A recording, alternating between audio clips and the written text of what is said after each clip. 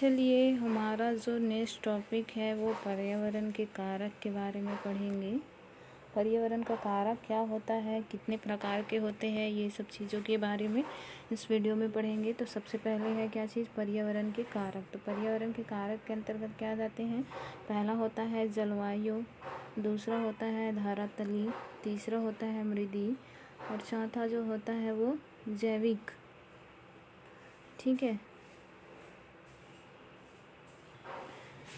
सबसे पहले हम देखते हैं क्या चीज़ के बारे में, जलवायु के बारे में देखते हैं। सबसे पहले हम किसके बारे में देखते हैं, जलवायु के बारे में देखते हैं। तो जलवायु के अंतर्गत क्या क्या आ जाता है, पहला होता है प्रकाश, दूसरा होता है ताप, तीसरा होता है वर्षा, चौथा होता है आर्द्रता और पांचवा जो होता है वायु। तो हम किसके बारे में देखेंगे, प्रकाश के बारे में देखेंगे सबसे पहले। तो प्रकाश सिंपल से क्या होगा, जो सिंपल सा सन की जो लाइट होती है उसको हम प्रकाश बोल सकते हैं। जिससे क्या होते हैं कि पूरे जो पृथ्वी जो होता है वहाँ पे इसमें पाए जाते हैं। प्रकाश जब पड़ता है तो पेड़ पौधे में भोजन का निर्माण होता है। ठीक है, उसके बाद जैसे कि ताप के बारे में देखते हैं तो कभी इस तरह से रहता है, एक तो जीरो से लेंगे तो अगर माइनस की ओर जाते हैं -1 -2 और इधर जाते हैं तो वो होता है क्या चीज़, +1 +2। जो पानी जो होता है वो 100 डिग्री सेंटीग्रेड पर उबलता है और 0 डिग्री सेंटीग्रेड पर क्या हो जाता है, जम जाता है या बर्फ़ का निर्माण कर लेता है। ठीक है, उसी तरह वर्षा के बारे में जानते हैं। तो वर्षा जो होता है वो वर्षा के जल को शुद्ध जल कहा जाता है। शुद्ध जल के अंतर्गत क्या जाएंगे, वर्षा का पानी, जिसकी वजह से क्या होते हैं पूरे मतलब जैसे नाली का पानी ले सकते हैं, नदी का पानी ले सकते हैं, तालाब का पानी ले सकते हैं, जिसकी वजह से वर्षा का पानी जो है ज़मीन के अंदर जब जाता है तो जाने के बाद क्या होता है, पेड़ पौधे क्या करते हैं, उसको ऑब्जर्व कर लेते हैं। ऑब्जर्व करने की वजह से पौधे जो होते हैं वृद्धि करते हैं। आर्द्रता भी उसी के अंतर्गत आता है, ह्यूमिडिटी। उसके बाद वायु भी, गर्म वायु भी होते हैं और जो ठंड वायु भी होते हैं इसके अंतर्गत। इसमें हम यहाँ पे आप लोग को बताएंगे इस जलवायु कारक के अंतर्गत क्या क्या आ जाते हैं, प्रकाश कारक है, ताप कारक है, वर्षा कारक है और वायु कारक है। तो इसमें आप लोग देख सकते हैं यहाँ पे प्रकाश का प्रभाव पौधों पे पड़ता है।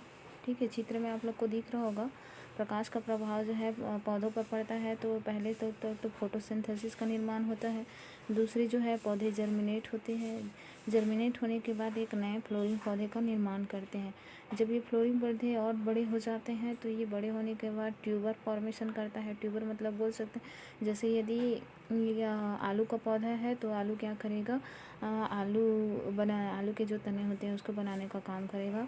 उसके बाद इसका धीरे धीरे और दूसरा पौधा है तो वो ग्रोथ करने के लिए भी क्या चाहिए रहता है, हमको प्रकाश की आवश्यकता होती है। ट्रॉपिकल मूवमेंट के लिए भी क्या चीज़ चाहिए, प्रकाश की आवश्यकता होती है। और जो इंस्ट्रूमेंटल मूवमेंट होता है, इंस्ट्रूमेंटल मतलब बोल सकते हैं रंध्र के खुलने और बंद होने के लिए भी क्या चाहिए होता है, प्रकाश की ज़रूरत होती है। नेक्स्ट हम देखते हैं ताप के बारे में। ताप कारक है तो ताप भी बहुत ज़्यादा इम्पोर्टेंट होता है। इसमें यहाँ पे आप लोग देख सकते हैं ताप के लिए इंक्रीजिंग है। ठीक है, इंक्रीजिंग दिया गया है। इसमें अलग अलग जगह पे ताप जो होते हैं वो अलग अलग पाए जाते हैं। कहीं पे ताप बहुत ज़्यादा क्या हो जाते हैं, बहुत ज़्यादा रहता है और कहीं पे ताप क्या होता है, बहुत कम होता है ताप। जहाँ जैसे कि ये ट्रॉपिकल फॉरेस्ट है, डिज़ार्ड ग्रास लैंड है, नॉर्मल सा घास का मैदान के लिए भी ताप ज़रूरी है। DCCS है फॉरेस्ट के लिए, कॉर्नी फॉरेस्ट के लिए, ये सब चीज़ों के लिए क्या होते हैं, पौधों के वृद्धि ग्रोथ के लिए क्या ज़रूरी होता है, ताप बहुत ज़्यादा ज़रूरी होता है।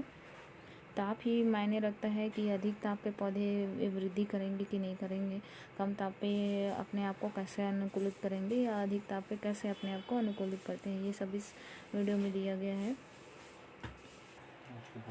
वायुमंडल की जो मुख्य गैसें हैं उसको देख लेते हैं। वायुमंडल की मुख्य गैसें क्या क्या होते हैं, इसमें वायुमंडल की जो मुख्य गैसें हैं इस प्रकार दिया गया है। नाइट्रोजन जो होता है वो 78.09% होता है। सबसे अधिक जो तत्व है वायुमंडल में, जो गैस है वो क्या होता है, नाइट्रोजन है। ऑक्सीजन देख लेते हैं, तो ऑक्सीजन जो होता है 20.94% पाया जाता है।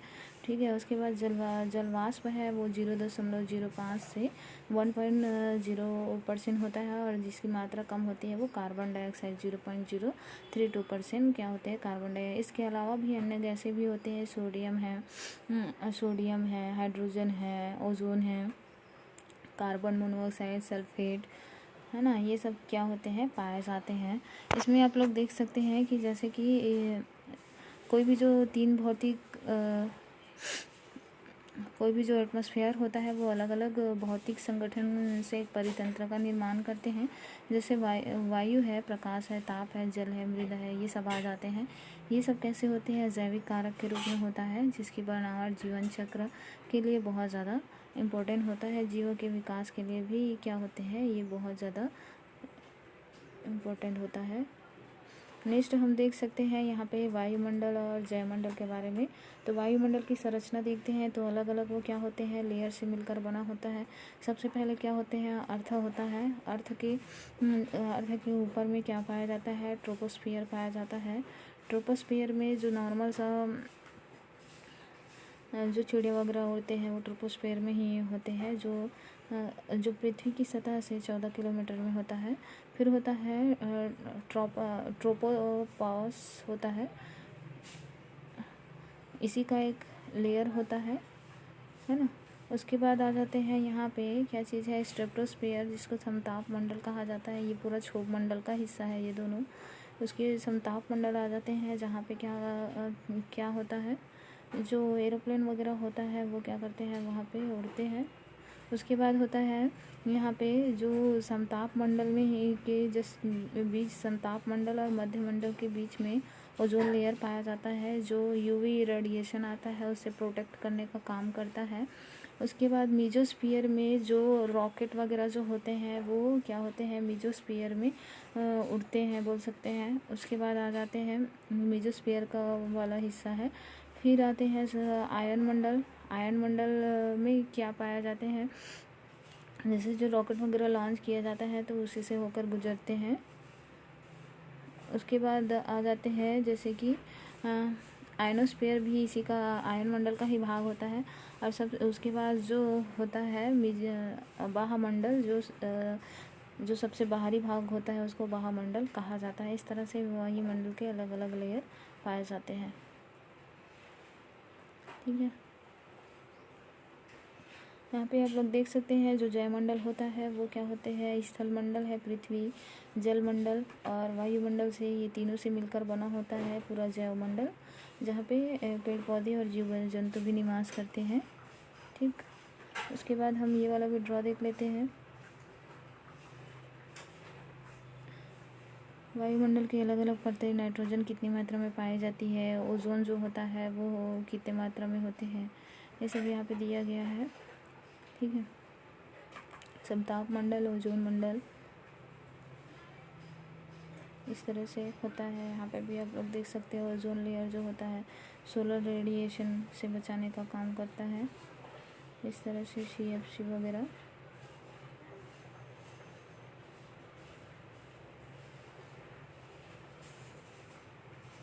आगे हम देख लेते हैं मृदी कारक के बारे में। तो मृदी कारक जो होता है पादप वृद्धि को बहुत ज़्यादा प्रभावित करता है, क्योंकि मृदा से ही खनिज पदार्थों को शोषित किया जाता है।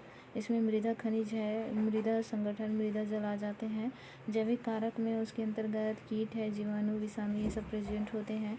जलवायु, ताप, वर्षा, मृदा, ये सब बहुत ज़्यादा इम्पोर्टेंट होता है। इसमें हम देख सकते हैं कि इसके अलग अलग अनुक्रम होते हैं। इस तरह से ये क्या होते हैं, अलग अलग परतों से मिलकर बना होता है। सबसे इसका जो बाह्य परत होता है वहाँ पे क्या होते हैं, जीव जंतु निवास करते हैं, और ये लेयर बाय लेयर क्या होते हैं, ये चलते रहते हैं। और जो पृथ्वी पर है अलग अलग मिट्टियाँ पाई जाती हैं।